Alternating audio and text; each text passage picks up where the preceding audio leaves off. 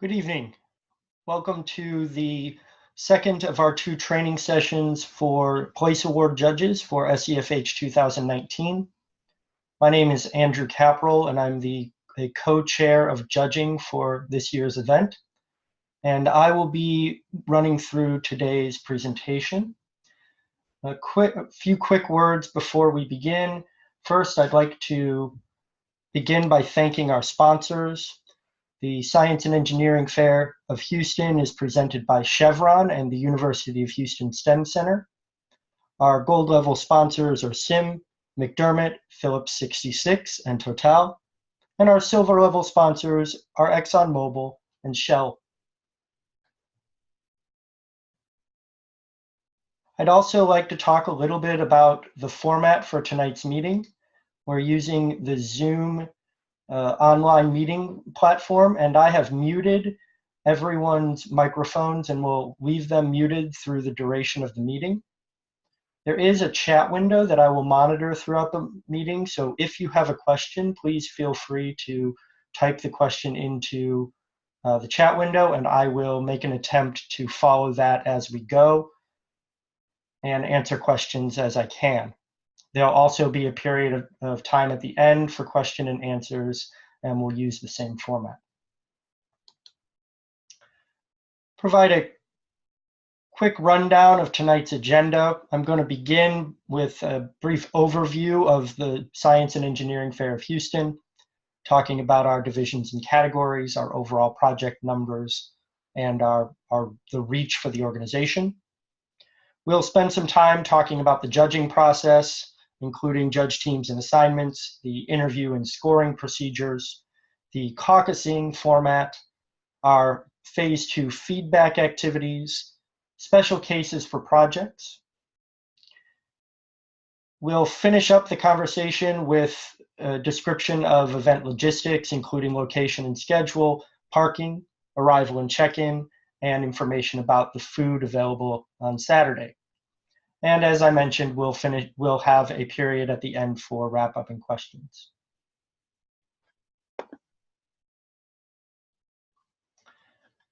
So the overview of the Science and Engineering Fair of Houston this year is our 60th annual fair.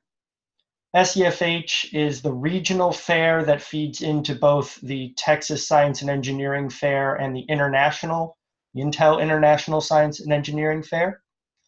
Our region covers 23 counties, and over 150 school and district fairs feed into SEFH. This year, we're welcoming 815 projects presented by more than 1,000 students, and we have more than 500 registered judges volunteering on Saturday.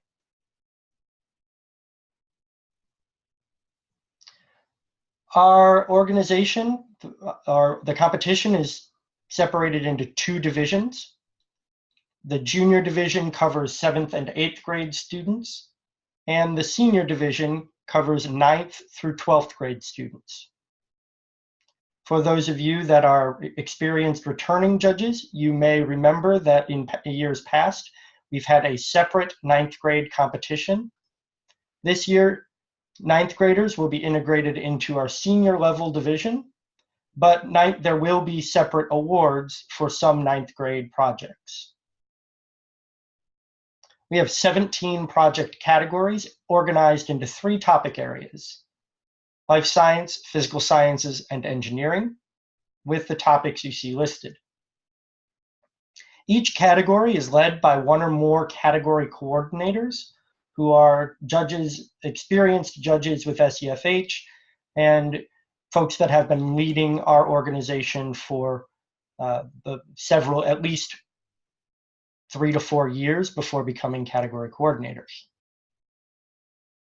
Our categories range in size from a low of about 5 projects to a high of 60 projects, and that's the number of projects in each category for each division.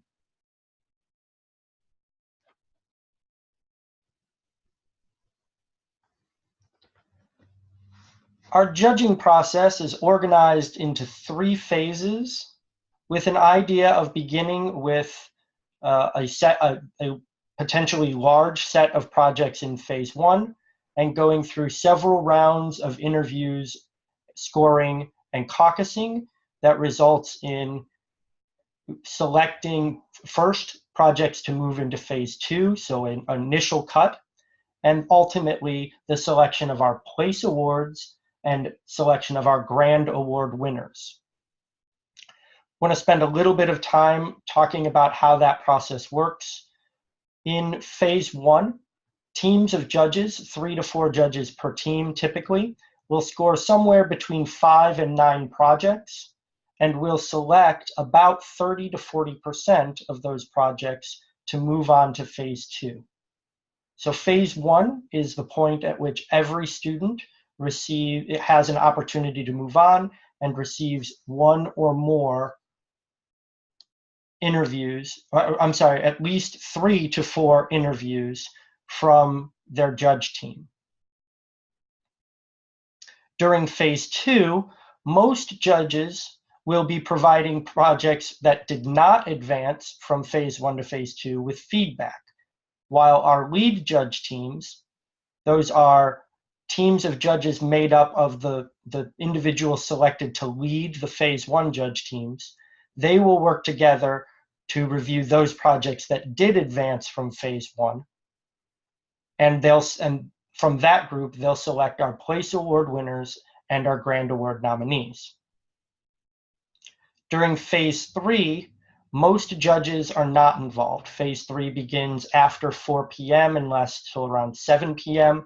And that phase is conducted exclusively by our category coordinators, who organize into the topic areas. So the category coordinators from life science, those from physical, those from engineering, will get together and review the grand award nominees from each topic area, 1 per category, and through interviews, they'll select our grand award winners.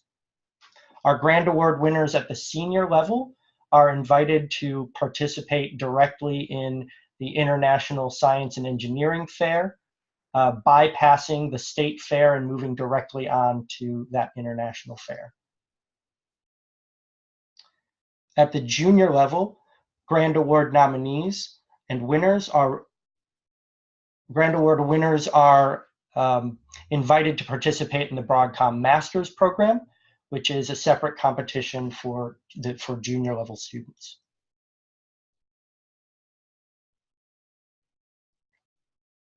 So I'm going to spend a little bit of time talking about phase one and how the projects will be assigned and how the judging teams will work.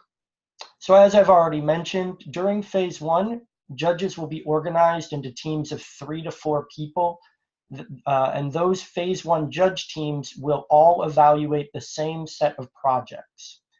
Each team will receive a sheet similar to the one that's listed or that's posted on the right-hand side of the screen, and it will provide a list of all of the projects that team is assigned to judge during phase one.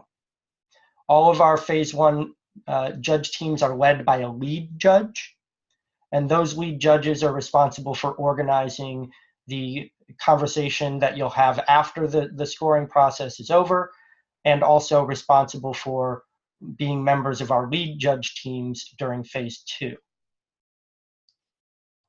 While judge teams are all assigned the same set of projects to score, judge teams should not be interviewing projects as a team. Interviews will be conducted one-on-one during phase one, and the only time that you'll discuss the projects with the other members of your team will be after the scoring process is over and you return to the judging area for the caucus activity.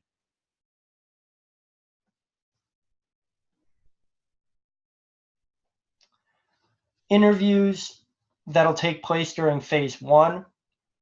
This is your opportunity to interact directly with the students and learn about the projects that they're presenting.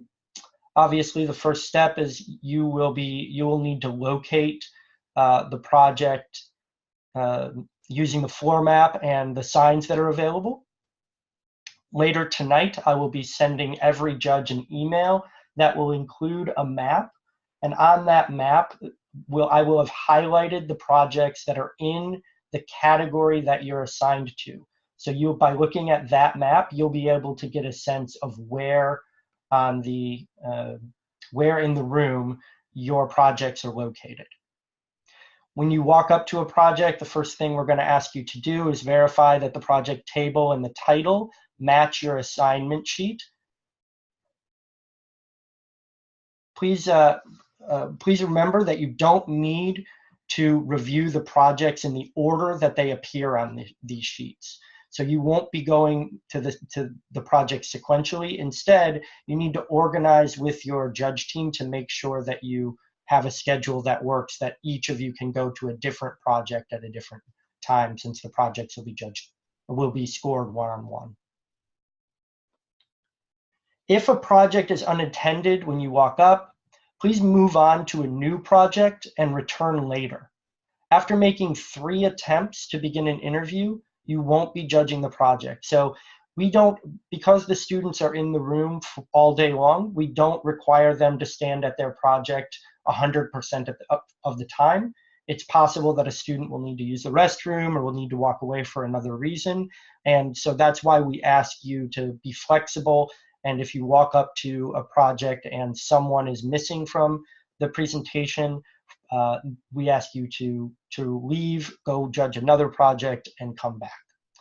If you go 3 times, then and you still can't find anyone, then we ask you to notify your category coordinator, and that person will notify our leadership team so that we can notify the students that they won't be judged for that round. The interview itself should last about 10 minutes each. The first 3 to 5 minutes of that will be an opportunity for students to do the talking, to present their project. Many of them will have rehearsed and practiced presentations that are concise and allow them to present the key points of their project. We feel free to then ask questions once you've given them an opportunity to go through their presentation. Here I want to pause and talk a little bit about the nature of the questions and the interactions that we're looking for between judges and students.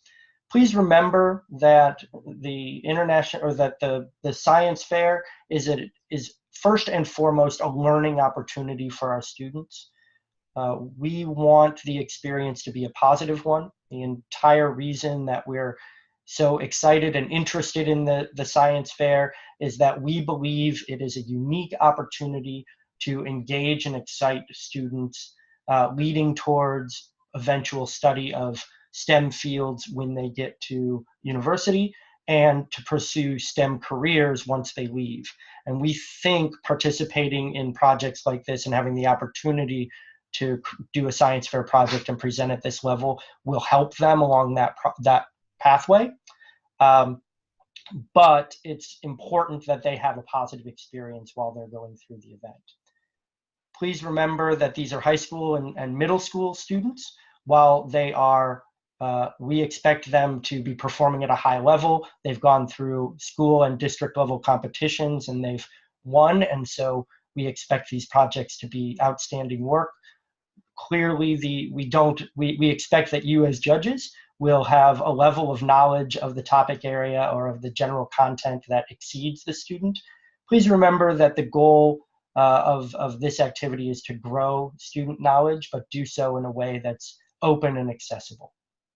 So please keep that in mind as you're interacting with students. We'd like you also during that 10-minute period to take some time to look at the science notebook and project board. Those are parts of the presentation, and we'll see in a moment the scoring rubric that takes into account both of those features. It is not a lot of time, 10 minutes, but it should be enough time for you to conduct a brief review of the materials. The science notebook should be an accurate and thorough log of the activity that the students went through to create their project, and we expect those documents to be reviewed. Before leaving the project, we're asking everyone will receive in their judge folder a set of neon green stickers. And we're asking that you place there's a piece of paper on the table that identifies the name and title of the project and the table number. We're asking that before you leave the project that you place a neon green sticker on each project. We have a group of volunteers that are assigned to walk around and monitor the progress during phase 1, and they will use those green stickers as a visual to help them understand how far along in the process we are. And so our expectation is that by the end of phase 1, every project will have received the same number of interviews as there are judges in their phase 1 judge team. And so typically that'll be 3 or 4 different green dot stickers that will appear on every project by the end of phase 1. And so, for example, if we get halfway through phase 1 and we notice there's a project that has no green stickers, then our volunteer staff will know that there's a problem and we'll be able to alert someone.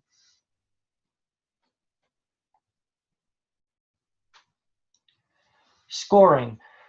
So for the first time this year, SEFH has aligned its scoring procedure and rubric to the International Science and Engineering Fair, which has caused us to condense the number of topic areas that we're scoring under from 10 last year to 6 this year.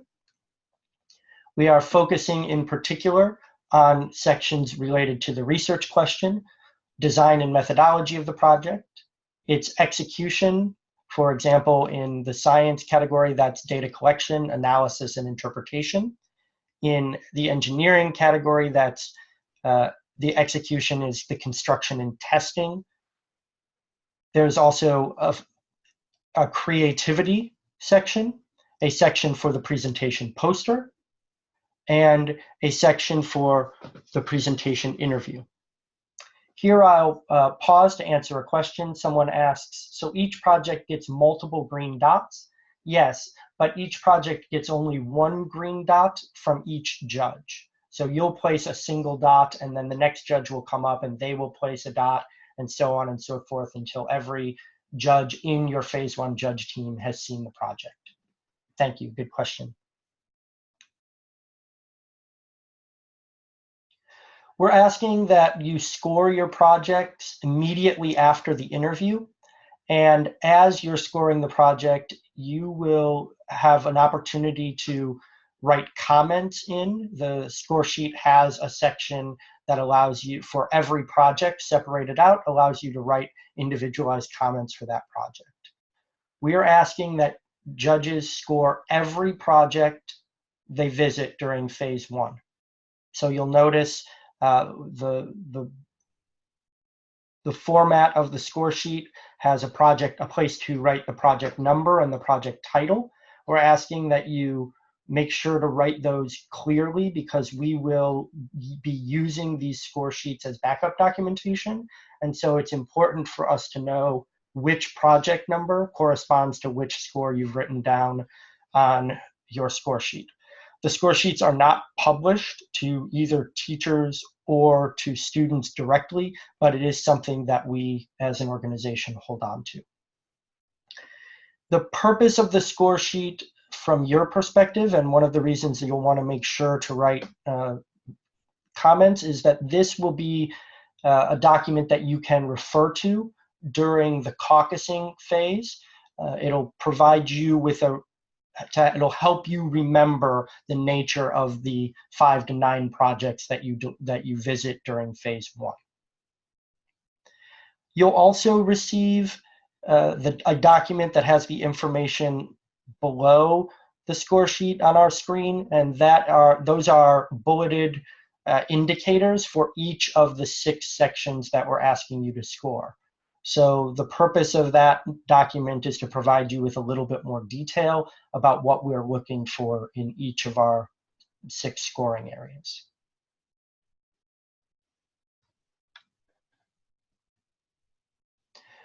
Once you've completed your phase 1 scoring and interviews, you'll return to the judging area and you'll meet as a judge team. You'll participate in a conversation that'll be facilitated by your lead judge.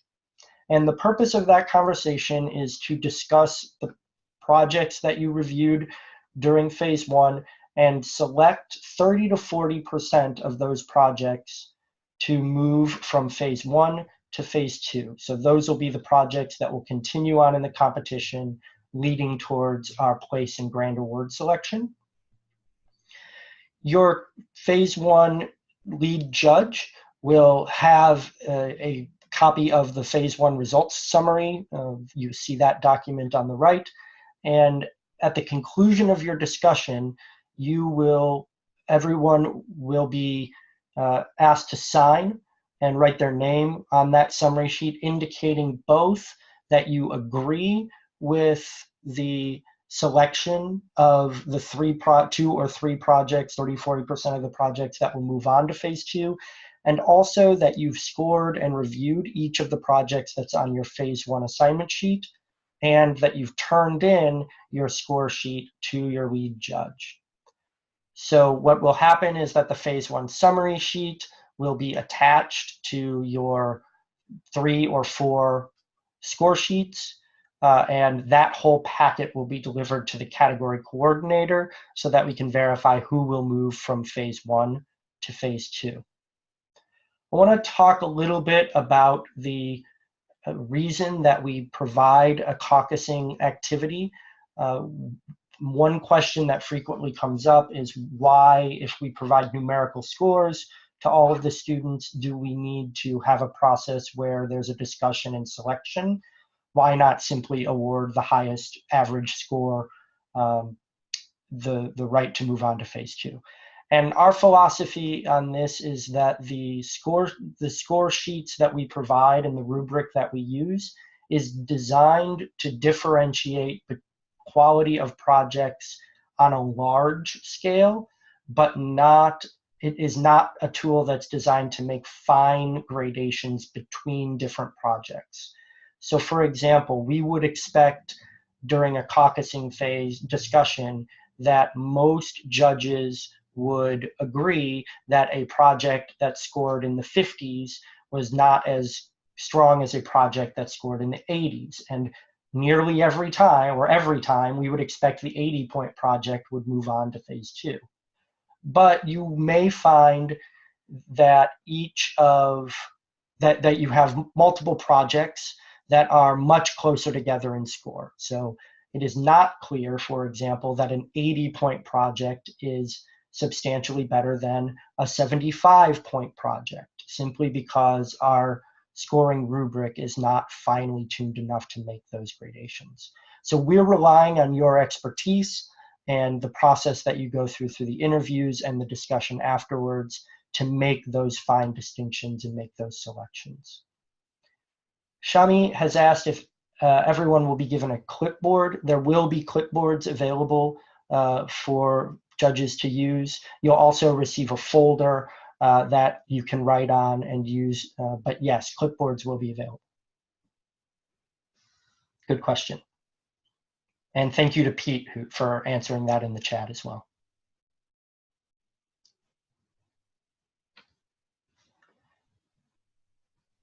Following the end of phase one, we'll have selected 30 to 40% of our projects that will be moving on to our phase two of the competition. And that will obviously leave 60 to 70% of our projects that have not advanced. And for that group of students that did not advance from phase one to phase two, we are going to ask our judges that are not involved in scoring projects for phase two. So that's every judge that isn't either a lead judge or somebody that's been specifically asked to participate on a lead judge team. We're asking those judges to continue with the fair through phase two, but instead of providing scores to our phase two projects, we're asking you all to provide feedback to the projects that were not able to advance from phase one to phase two. We've created a phase two judge feedback form. This is a form that will be provided on the day of. the event, and you'll be using this form to record ratings for the projects in much the same way that you used your score sheet during phase one. So you'll notice the picture on the right hand side of the screen shows a project number and an area for comments, and then areas to indicate excellent, good, or needs improvement in some key areas of project development. And there's multiple lines on that form. You as a judge in phase two will be providing feedback for multiple projects on the same form. And so we're not going to be handing these forms directly to any individual student. Instead, we're going to ask that you turn these forms in to us through your category coordinator. The forms will be scanned and processed by our volunteer team after the fair, and then the feedback for each project will be compiled and submitted to the student and their teacher. One key element of the phase two feedback process is that the 60 to 70% of projects that did not move on to phase two in the competition, they won't be told, they don't know that they haven't moved from phase one to phase two. So we're asking that you as feedback providers during phase two, we're asking that you conduct the interview the same way you would have conducted it during phase one. But instead of providing a numerical score and participating in a process in a caucus to pick the place awards, you'll be providing this feedback form back to us. One other thing I want to mention about the providing feedback in phase two is that we're asking you to visit, generally asking you to visit projects that you have not seen during phase one. So instead of returning to the same set of projects that you reviewed in phase one, we're asking you to select a new set of projects to visit.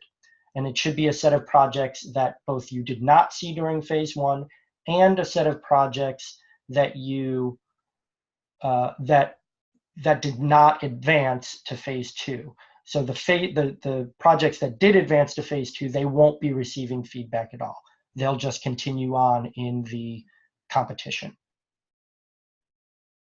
This process is a little bit complicated. It'll become more clear on the day of the event. And please look to your lead judges and your category coordinators who will help you organize this process prior to the beginning of phase two. You'll receive a blank assignment form that looks very much like your phase one assignment form. So very much like this document, but it will be blank. And that'll be the place where you can write in the list of projects that you want to visit during phase two.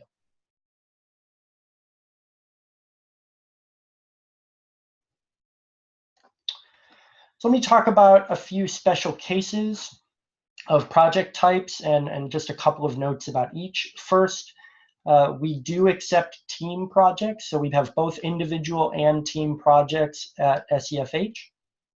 In the past, our team projects were judged as a completely separate competition from our phase one projects.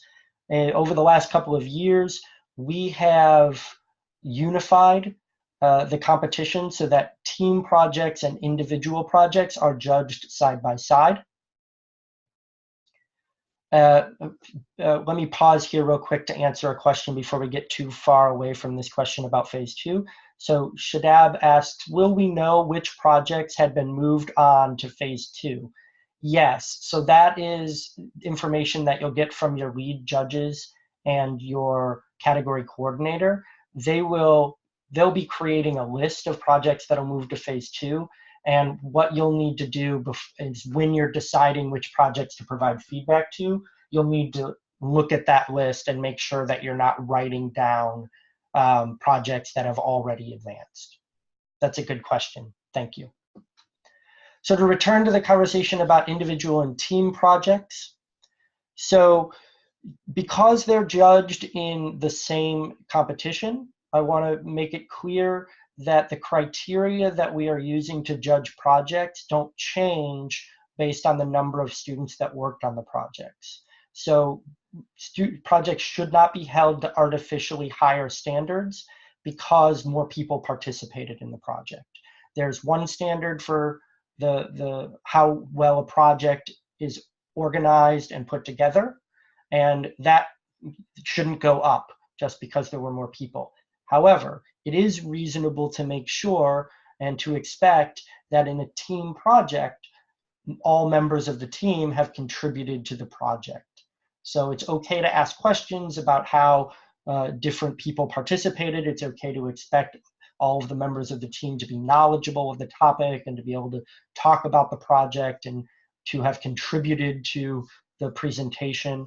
But you shouldn't expect it to be, 5 people on a team does not necessarily mean a project should be 5 times better. We've also have continuation projects. These are projects where students have chosen to present the same fundamental research project for a second year at SEFH. There's a continuation project form that will be posted next to the project that will indicate this. And the key here is that continuation projects need to be able to demonstrate how the project has been extended over time. So it is not obviously acceptable to do a continuation project where you're simply representing the same set of information that you would have presented in the previous year, nor is it acceptable for the project to be minorly altered and represented as a different project. What should happen is there should be careful and thorough documentation of the fact that the project has been extended from one year to the next and how that process has worked. The third special case I wanted to talk about is regulated research. So these are projects that are conducted outside of the context of the school or the home or field research that's conducted largely on your own. Instead, these are projects that are conducted in the settings of research laboratories or in industrial settings where the work being done by the student is done in the context of a larger set of work that's happening at these institutions. Again, these projects will be identified by a regulated research form. That form includes questions answered by a supervisor in the institutional setting.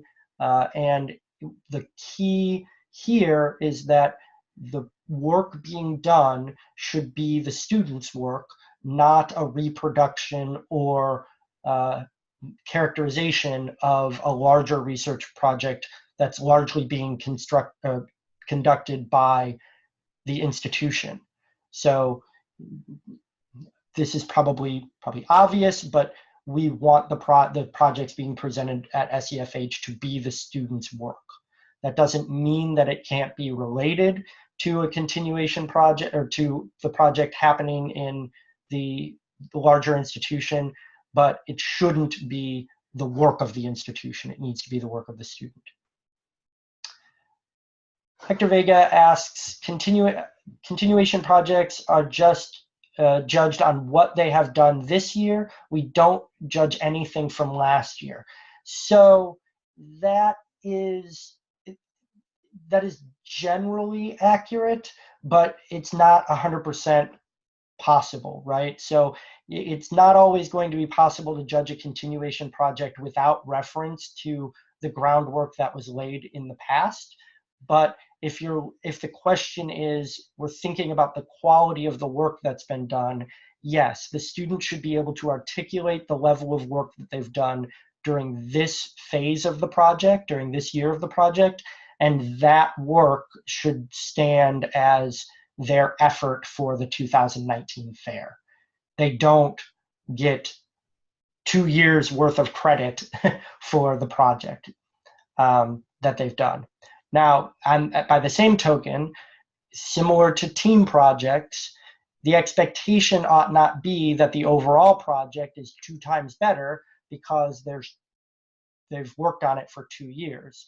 You should be thinking about it in the context of the work that was done this year on the project. But of course, there'll be foundational information, there'll be background information and things that will set the table for the continuation and it's likely some of that information will have been done during the first year. So the key is understanding what was done in the past, what was done this year, and really understand, and they need to be able to very clearly articulate that the work done this year stands as their project. Good, really good question. Thanks, Hector.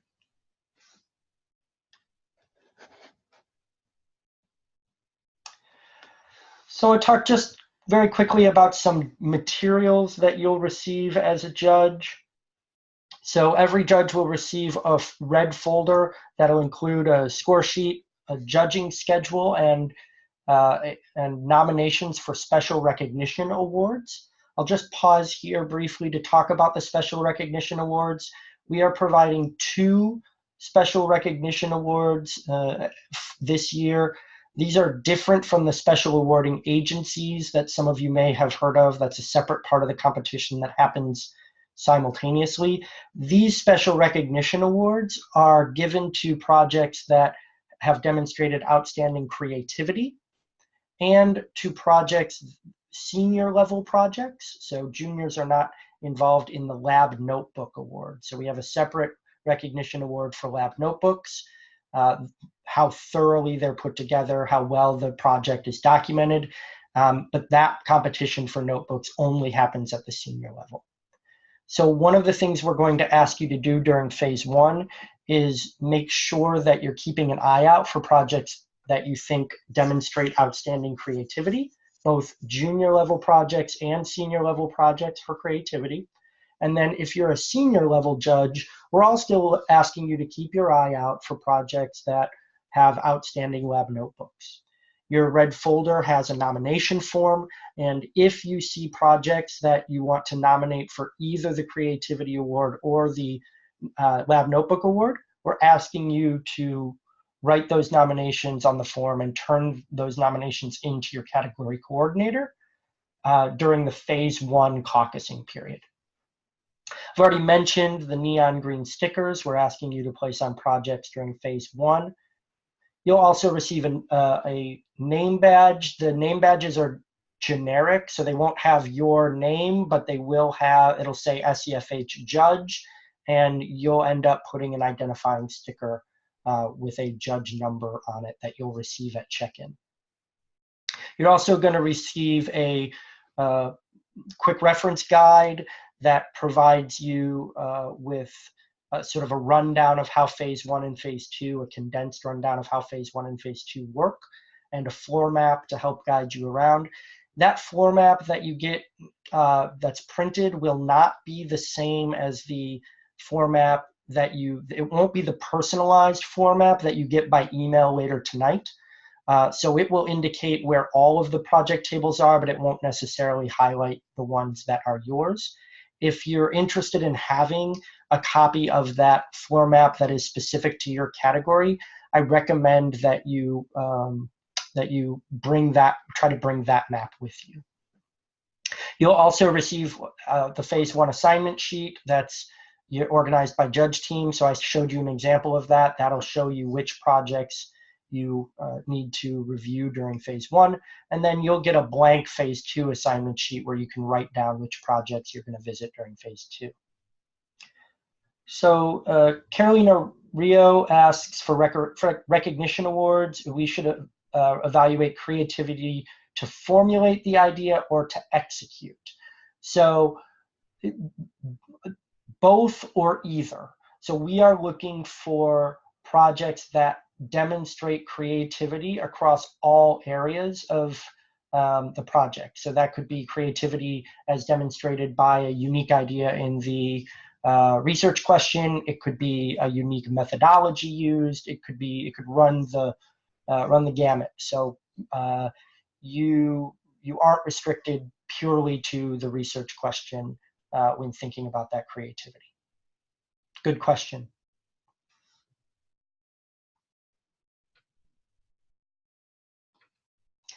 Okay, so I want to finish up tonight by talking a little bit about the logistics for the event.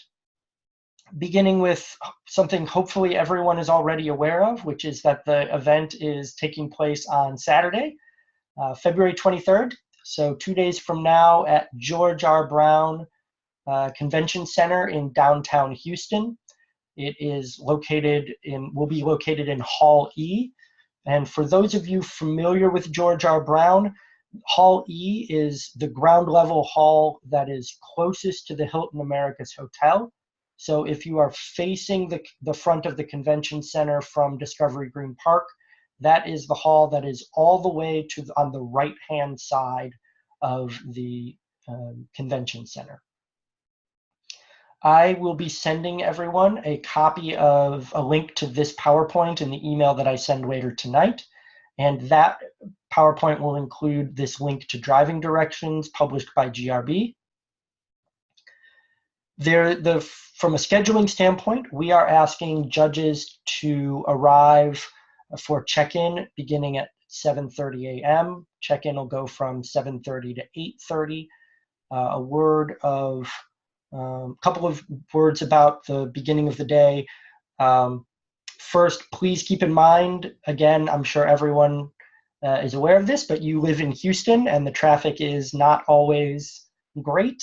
I expect at 7 a.m. on a Saturday, traffic will be a little lighter, but it's important to check your route ahead of time. There's lots of construction going on, so please make sure you know what route is best to take. I recommend everyone put George R. Brown Convention Center in your Google Maps or in your GPS or something, and pull that up, and hopefully you'll be able to get accurate driving directions that are more up to date and accurate than anything that you'll find on a static web page. So that is my recommendation. Phase 1 will go from 9 a.m. to 12 p.m. That will include both the Phase 1 interviews and the Phase 1 caucus. At 12 p.m., we'll have a formal lunch break, an hour and 15 minutes that you'll be eating with with the rest of your team. We have a dedicated space for judges. It's the same area where you'll be doing your caucusing and where you'll check in the morning. I'll show you a map of that in just a second. And then starting at 1:15 p.m., we'll begin Phase 2. And Phase 2 will run till 3:30, 4 o'clock. And after Phase 2 is complete, after you've completed your feedback or after you've completed your Phase 2 interviews and selected the place awards, depending whether you're a lead judge or not, that's the point at which you'll be done for the day and ready to go. And then, as I mentioned, our category coordinators will be continuing on for Phase 3. We also have a public day beginning at 4 o'clock where the students will be able to present their projects to anyone coming in from the public. You're, of course, welcome to stay for public day if you have interest in looking at some projects in categories other than the ones that you've been working in, although, of course, we realize it's a very long day. Parking, I see a couple of questions about parking, so I'll just run through this. We have $5 parking available for judges at the Toyota Tundra parking lot. So we have dedicated parking that they've guaranteed for our judges. It is about 3 blocks away from GRB on the other side of the Toyota Center. In order to get the $5 parking, judges must enter using the LaBranch Street entrance. So I have provided in a link at the bottom of this slide, and again, I'll be sending this out, a walking map. I created a Google map that has walking directions that you can use to get from the Toyota Tundra lot to George R. Brown. And you can also use that map, zoom in and out on that map, and see exactly where the LaBranch Street entrance is located. And again, I will be providing this information as part of the email that I send out later tonight. So you'll have this information both in this PowerPoint, and you'll have this information in the email that I send.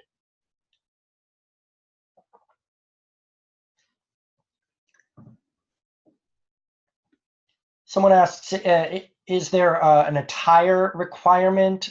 So we ask you to look presentable, but we don't have a specific business dress requirement for the event. So we would recommend there will be judges there in jeans and company polos. There will be judges that'll probably be there in suits. So it'll be a wide range. The one thing I will say is the hall is 115,000 square feet. So I recommend wearing very comfortable footwear. There is quite a bit of walking back and forth in the hall, up and down aisles, working with the students. So please wear comfortable shoes. I don't, and in general, this event is pretty open and casual. The students will all be in professional dress, but as I said, I expect many of our judges will be in things like company polos. Please feel free, if you have an organization that you're representing, please feel free to do that. In fact, we want our students to know that there are folks from all over the city, all over every industry, and many companies interested in doing this. So if you have something that you can wear that represents your organization, that's a plus.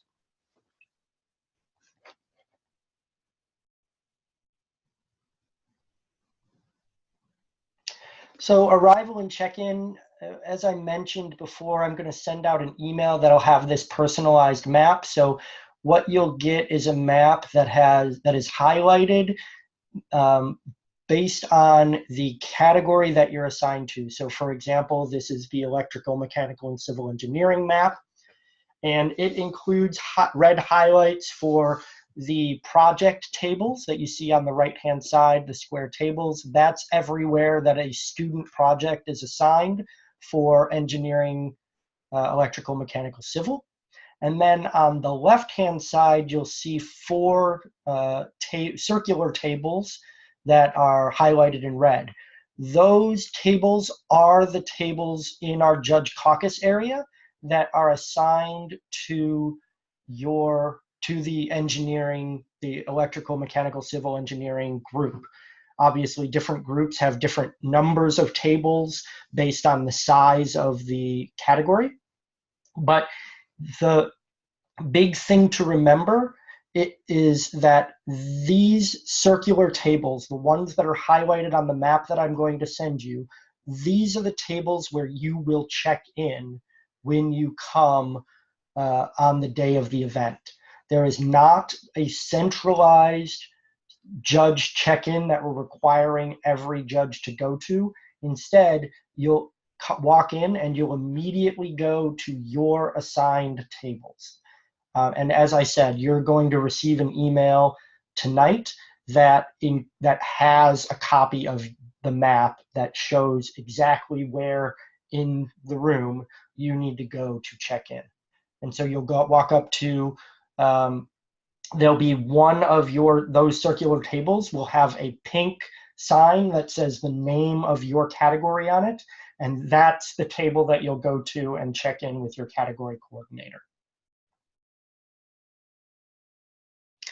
And those, again, are also the tables where you'll sit with your judges to do your caucusing. They're also the tables that you'll eat at for lunch. The dotted lines that you see around the caucusing area, that's pipe and drape. So they'll actually be visibly disconnected from the rest of the room. And the only entrance is where it says place awards on the map. So as you walk in the main entrance, which appears at the bottom, you'll walk straight up until you get to there's a gap in the pipe and drape that's about halfway up the room, and that's where you'll enter the judge caucus area.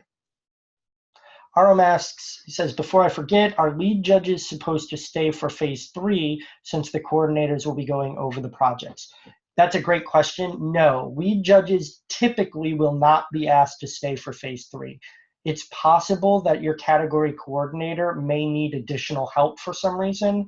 And if that happens, your category coordinator may ask you to stay for phase 3, but lead judges and other judges should not generally be asked to stay for phase 3. Once phase 2 is over at 3:30, 4 p.m., the judges will be all judges other than category coordinators, and again, a small group of other judges will be free to go. That's a great question. There's also a question, is it possible to wear tennis shoes? Absolutely. Yeah, tennis shoes are not a problem. Yeah, please wear comfortable footwear.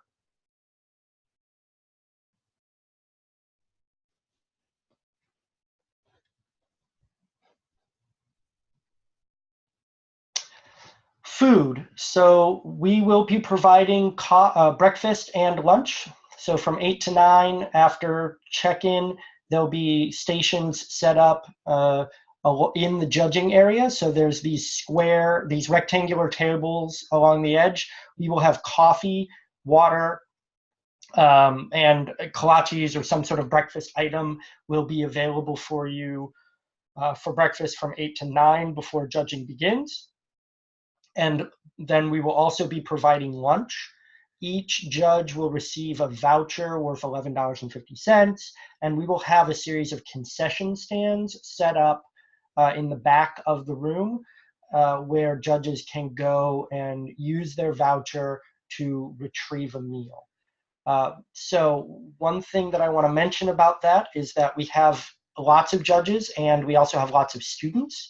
So my recommendation for judges, and in particular any league judges helping to organize the teams, my recommendation is that once you finish with your phase 1 interviews, whether that's 11:15 or before you do your caucusing, or if you notice that the lines at the concession are short, take advantage of that and get your food, because once we get to 12 p.m.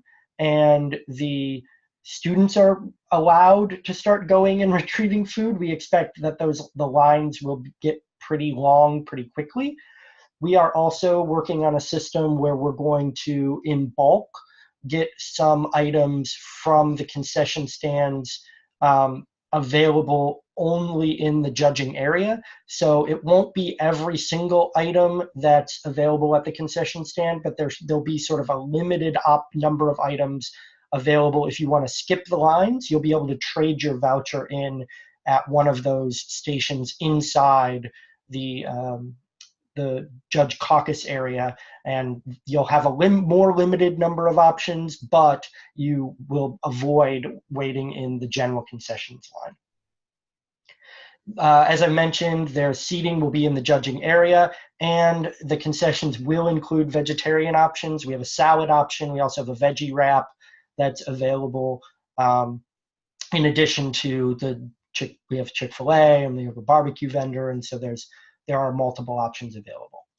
You're also free to bring your lunch, but I want to make sure everybody knows there's no refrigerators available and there won't be any microwaves available.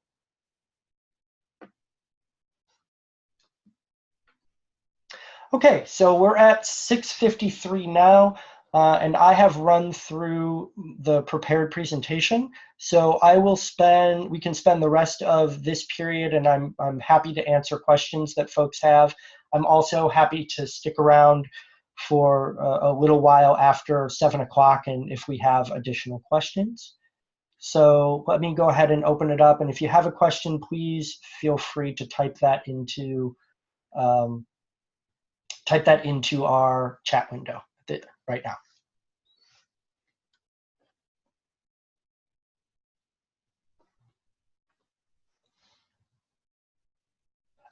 That's a really good question. Tyson asks, perhaps I missed it, but is there a place to leave a bag? So we will not have a secured room for you to leave valuable items. So everybody will have we've got enough seats in the judging area that everyone should have a chair at one of these these caucusing tables.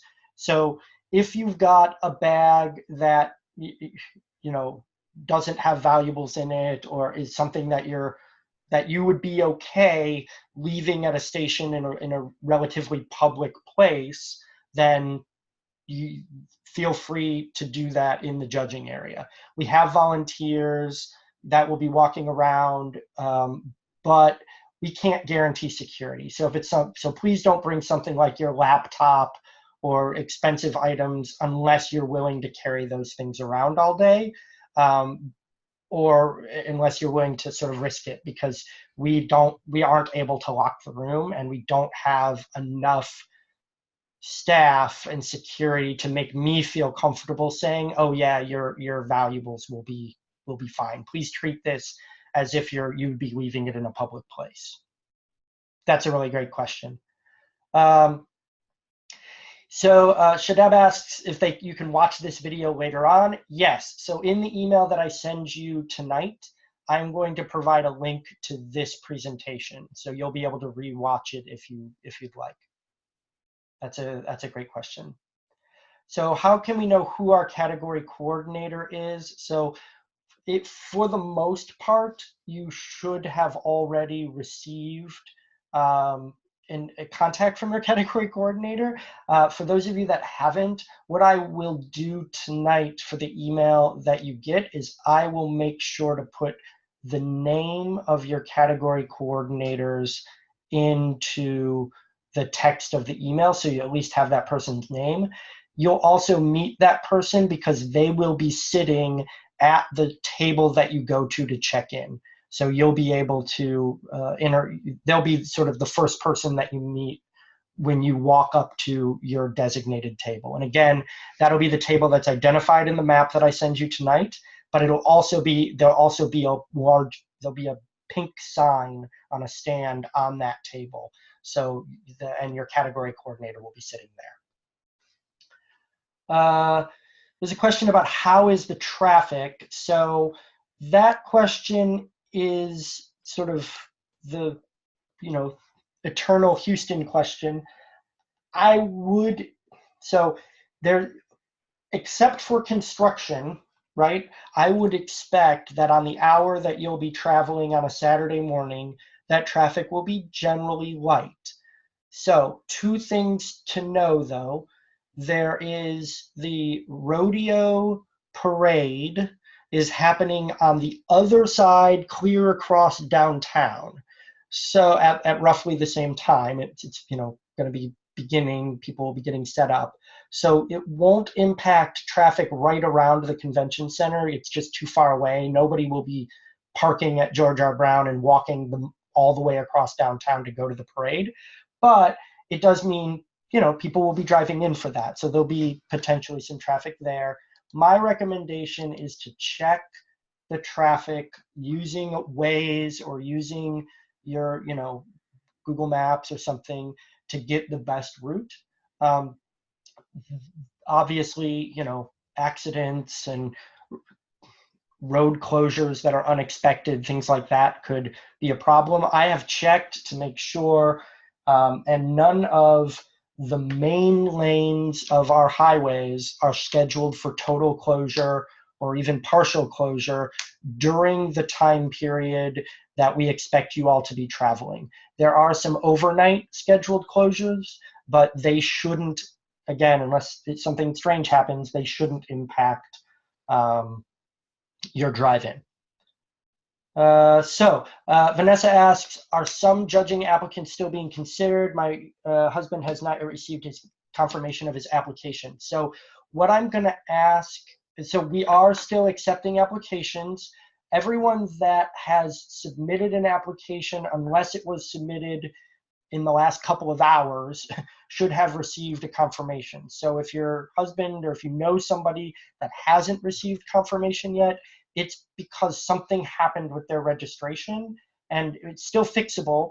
I'm going to leave registration open until noon tomorrow, but what I recommend is for that person to email judges at sefhhouston.org. So that's the email address that's listed right here.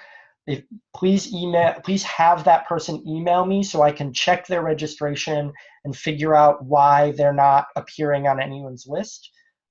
I want to get as many judges in as we can, so I'm happy to make sure that we get people squared away. But the only reason somebody wouldn't have received an email so far is, for example, if the email bounced back, or if there's something weird happened there, or if for some reason we didn't receive the application. So please have people in that situation email me. Yeah, so again, I see somebody's saying the same thing happened to them. Please email judges at sefhhouston.org or sefhouston.org, and I will get you sorted out. I will figure out where you're supposed to be and figure out why you haven't received a confirmation email. People can still volunteer to be a judge. Like I said, I will leave even for new applications, not just corrected registration issues. New applications will be accepted until 12 p.m. tomorrow, noon tomorrow, and then I'm going to shut the system down because I have to print off sign-out sheets and things like that. But up until that point, I'll accept and process new applications. There's a question, do we have enough time to look at other projects? So I'm going to answer this in the context of phase 1, and the answer really is it depends on how many projects you're assigned during phase 1. So you're assigned between 5 and 9 projects depending on the size of your category. So for example, if you're in a category that has only been assigned 5 projects, we're asking you to do 10-minute interviews with each project, and we're giving you 2 hours to do it. So you'll have lots of time. If you have 9 projects assigned in your phase 1 judge team, and you still have only the same 2 hours to review those 9 projects, and so you'll have still enough time to get everything done, but there would be less wiggle room in the schedule. There's a question, is it possible to leave at 3:20-ish instead of 4? Please discuss that with your category coordinator. The short answer is, yes, but we need your category coordinator to know, and obviously we want the thing that would cut into is giving that feedback to students. So at 3:20-ish, I think the actual period for providing feedback ends around 3:30. So the difference between 3:20 and 3:30 is not that big a deal. But if you need to leave early, or if something's going on, or if something happens, please just don't walk away. Please make sure that you've talked it over with your category coordinator. And of course, please plan to stay if you can, because we really think that the feedback that we're providing in phase 2 is a super valuable part of the experience.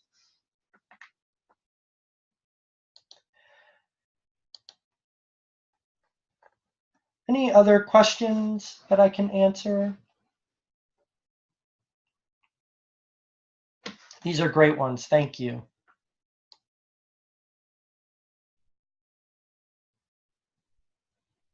I'm just reviewing the list to make sure that I haven't missed anything.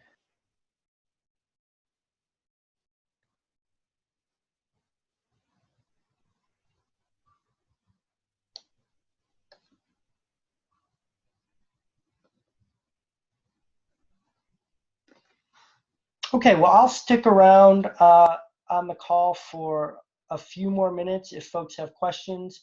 Otherwise, we're past 7 p.m. Let me thank you all for taking the time to be here for the presentation, and also for volunteering to serve as a judge at SEFH 2019. We're really looking forward to it, and we could not do this without you. Thanks.